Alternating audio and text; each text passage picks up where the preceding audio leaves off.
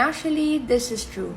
When Chris started playing the song that night, I immediately started sobbing. Talagang lumuha ako talaga nun. Why? Because as you hear those beautiful melodies nung gabi na yon, lahat ng memories of the past nag-flashback. I used to remember that I used to listen to this when I was in high school.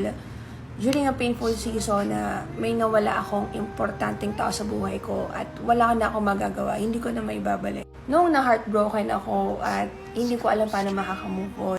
Noong doing well yung business ko, tapos biglang nag-back to zero.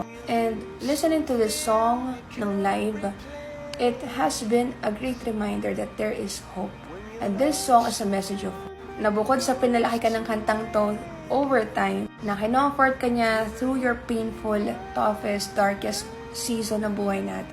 It's a reminder na yung dating pinapakinggan mo, makikita mo rin naman hindi magpa-play ng live sa harap mo.